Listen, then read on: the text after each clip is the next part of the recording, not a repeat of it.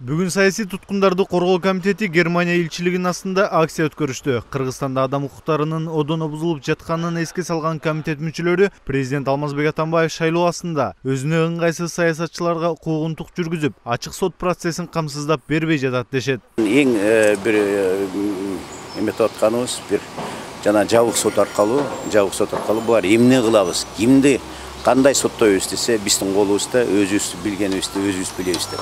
Анан берге посольстводон Германияга келип алып туруп, Германия эң күчтүү өлкө, Евросоюздун эң күчтүү өлкөсү. Анан ошо эң күчтүү өлкөнүн муну сөзү өтө турган Евросоюзда айтып атабыз.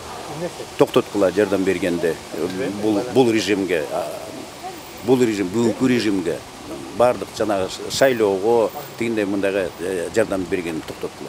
Германия Евробиримдиктеги лидер мамлекет болгондуктан Атамбаевга таасир этүүсүн же бөлүп берип жаткан гранттарды токтотууну талап кылып чыгышкан. Президент Алмазбек Атамбаев болсо буга чейинки билдирүүлөрүндө бейөкмөт уюмдарды гранттын актап жатат деп сын калган жайы бар. Бирок бейөкмөтчүлөр четтен эң көп грант алган Атамбаев өзү деп жооп кайтарышкан. Мындан улам акция катышуучулары адам укугу сакталбай жаткан өлкөнүн укук коргоо органдарына бөлүнүп жаткан гранттарды токтотууну талап кылышты. Сегодня 11 мая это день открытых дверей европейских представительств в Кыргызстане.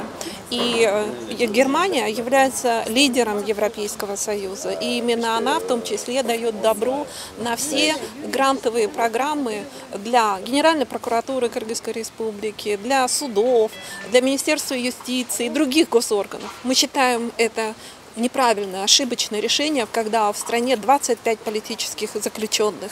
Это означает потворствовать лицемерию Атамбаева, который гнусно просто смеется над всеми и нарушает все права человека. Кыргызстанда буга чейин Американын Магнитский тизмесине окшош Акунов тизмеси түзүлгөн. Ал тизмеге саясий куугунтук жүргүзүп, жана алардын буйругун кынтыксыз аткарган сот прокурорлор киргизилген. Евробиримдик Россиянын айрым бийлик өкүлдөрү сыяктуу Кыргызстандын дагы Сегизбаев, Жолдубаева баштаган бир катар чиновниктерин кара тизмеге киргизип, Европага кирүүсүнө тыюу салышы керектигин айтышат.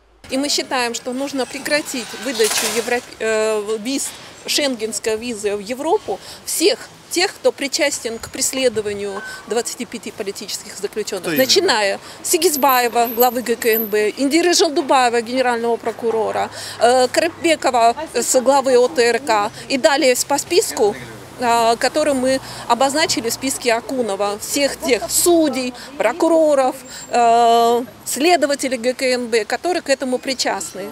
И мы считаем, что Атамбаев должен стать персоной нон-грата для Европы, если она считает, что она защищает демократические нормы и правила.